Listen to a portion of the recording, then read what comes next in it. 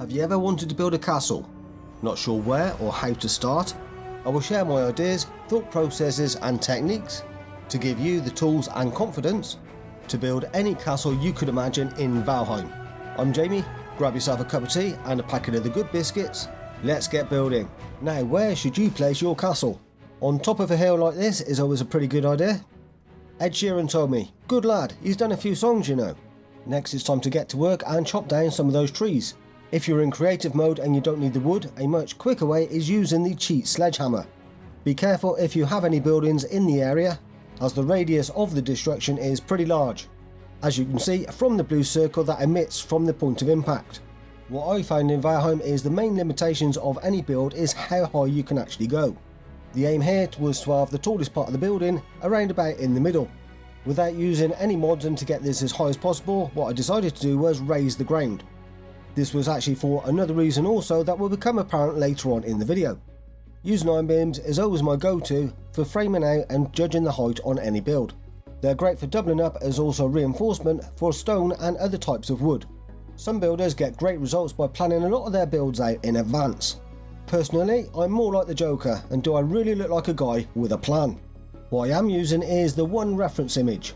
Modern times and modern ways, this is AI generated. I did ask Bing to generate this in a polite manner, as my family can then be saved during the AI apocalypse. From this central area, I then framed out the couple of towers next to it. As this is of course a Viking themed build, I wanted to replicate the kind of feel you get from seeing their longhouses. A main hall with plenty of height and some length is what I was aiming for. With the design of the roof on the main hall part, I decided to split this in two. The idea here was to create a high up catwalk on both sides of the build. With any larger build you attempt, it's very difficult to visualise what the end result will look like. This is why I've taken the approach of framing everything out with the iron beams in the roof first, and to bring even more perspective and visualise how your build will look, the simple act of placing down a door as scale will help you immensely. The next step I took, I wanted a tower either side of the front door. So I just framed them out to judge how far away they would be from the door and how high I wanted them. This would also help me determine how high I wanted the wall to be, in relation to the towers and the buildings inside. After I finished with the two smaller towers, I then blocked out the wall to figure out where I wanted the taller tower to start, and I went right to the edge of the hill. With the framing out of the corner tower, I wanted these to be wider and taller than the ones at the front door. Although I wanted them taller, I did not want them as tall as the buildings on the inside, as in my opinion this would have ruined the look of the buildings on the inside and put the scaling completely out of whack. After I was happy with the size of this corner tower, I then decided to complete the entire perimeter and do all of the four towers at the corners. Now that I could visualise and see the full scale of this building's footings, to be brutally honest, it was at this point that I thought, what the fuck have I done? This thing is bigger than anything I've done before and is going to take ages.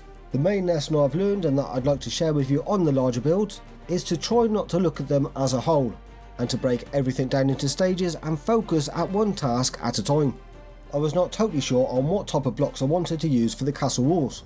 To save from any distractions and to concentrate on the blocks that I would like to use, I went back to my testing area to overlap and try out a few different combinations. In the end, settling for the plain 2x2 stone blocks. Please, if you could do me just one small favour, and no, it's not to subscribe, I shall leave that up to you. I already know I won't reach 1,000 subscribers by Christmas. If you're building any type of wall using stone blocks, please stagger your blocks and don't place them on top of one another so that the lines don't all line up. Because if you don't, I'm sorry, your walls will just look naff. This is what I mean when your walls will look terrible when you just stack the blocks on top of one another. I wanted to go with a bit of contrast for the walls, so at the bottom area I've decided to clad it in the rubble, by overlapping the blocks here with the large stone ones. Now that the walls were built and I was happy with the height, time to start fleshing out the towers. And what I started with was just going over the iron beams with the black marble pillars. Time to start blocking out the walls of the towers, and I staggered the blocks the same as I did with a large wall. After doing a couple of layers, I then took a step back to see what I thought of it. And straight away for me it was a nope, I don't like it. Time for plan B. Plan B was using the rougher white stone. This I much preferred because contrasting always emphasises the detailing much better. I used wood to rough out whereabouts I wanted the window to be, and then messing around with a few blocks for the different styles of windows, I've settled on this one. The black marble cornice pieces are really good at overlapping and giving you a nice point to your window. I finished off the second tower and then took a step back to double check I was happy before moving on. I was happy with the windows and the white stone contrast. What I wasn't keen on though was the iron beam crosses at the bottom. The thing is with design, any horizontal lines tend to make things look shorter than what they actually are. Still using the iron beams, I went with a simple arrowhead design. People's eyes tend to naturally follow the point of an arrow, so in turn this makes the towers seem taller. For the taller corner tower I kept to the same style and have the windows right at the top, but this time having twin windows. I took a step back to visualise and have a look at the front. To have a quick check I was happy before repeating this on the rear towers. It was time to frame up the front door, going with the black marble and making the door framing 2 blocks thick. In my opinion, it's always a good idea to add depth to your doorways. This will give more character to your entryways and also make them feel stronger visually. A very important attribute to the front of the castle. Above the front doorway, the plan was to have all of the black marble coming up to a nice perfect point, and this would contrast really well against the white stone. However, unfortunately, because the final corner pieces turn in too much, with the walls being 2 blocks thick, I was unable to then overlap the black marble. After removing the points of the black marble, it worked out quite nicely. As with the next design, it flowed quite nicely to form the windows. In design, you do have to be careful at times because you can inadvertently make shapes that you don't actually want. Just look what happened innocently with Forge Systems and their logo. They can tell people it's a hammer 1,000 times, people will still see something else. And I didn't want my castle being called Castle Penis. The next step was to figure out what style of crenulation I would like for the top of the castle wall. Many times it's a good idea just to start building and see what pops into your head. Try out a few different designs and see what you prefer. Style 1 I didn't like, it seemed far too chunky. It seems Thor was displeased also as the weather took a turn for the worst. Style 2 seemed a little bit more promising, but I still wasn't happy. Style 3 is what I'm happy with and what I went with in the end. By using the rounded pillars in keeping with the style of the towers, I then placed the one simple point at the top. These then look like the shaft of an arrow and the flight of an arrow on the side of the towers. It's a nice bonus when you don't plan things and they just happen to work out. My main goal with the stairs was to have a twin set going up to the top of the wall. To do this I found the centre point by counting up the blocks and then come straight down with the iron beams with a space wide enough in the middle for 2 blocks of stairs. I chose to use the white stone stairs to then use the dark wood trim as banisters to contrast. I made sure to have plenty of the iron beam supports for every single stair. Design wise this is so that your build doesn't start to look top heavy. As you can see with the heavy stone wall overhang, it can give you a sense that your building is totally defying gravity. So also along the edge all the way around the castle wall, I placed 45-degree angled beams to give these walkways a sense of support. Here is a nice overhead shot of the stairs complete. Time to start working on the inner building. So far I have not flattened any of the ground on the inside. When you're doing builds I find this is a good way of giving it a more natural and grounded feeling. I blocked out the shape of the building all the way around up to the first horizontal set of iron beams. This is the height that I finally decided upon for placing the windows, which is much higher up than you would normally place the height of your windows.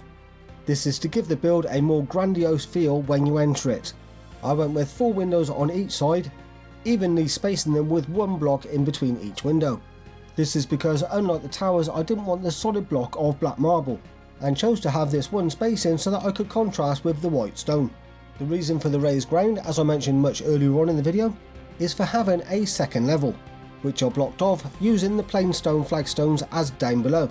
And on this second level is where the Viking King will reside, seated on his custom built wooden throne. I shall be revealing how I built the throne later on. The stairs leading up to this second level I kept in the same style as the ones outside, only difference being I've done the stairs too wide. It's great that there is a spiral staircase option in Valheim. These are really good for saving space and give me perfect access to get up to the catwalk. I kept the catwalk nice and simple with some plain 1x1 flooring and a bit of banister trim with the dark wood, to keep within the same style as the staircases. Because the back wall was going to have a lot of plain white stone, my aim was to have a much larger window as a focus point, and the black marble cornice pieces are ideal for making a very large diamond shape.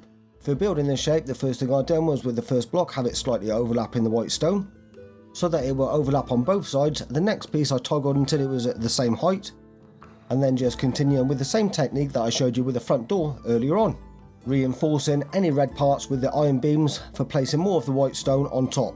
Speaking of windows, I reckon you're going to like this one. For the internal windows there was a lot of white stone and I wanted to break this up. So we're using the black marble. I then created alcoves between each of the actual windows.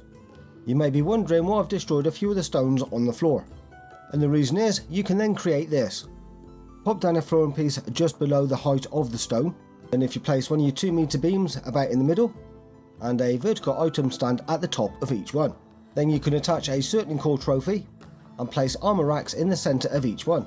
After you've populated the racks with your armor of choice, you can replace the stone and it will look like the armor is actually standing on top of the ground. Unfortunately, we can't actually have NPCs in the game, so this is the next best thing for having yourself some castle guards.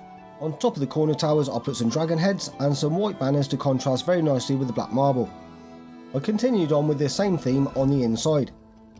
The throne at the top you see here was made by using the Ravenclaw chair that I placed on top of a spiral of iron beams, a couple of dragon heads each side for the armrests, a few of the dartwood beams and the 26-degree dartwood beams to create the diamond shape at the top.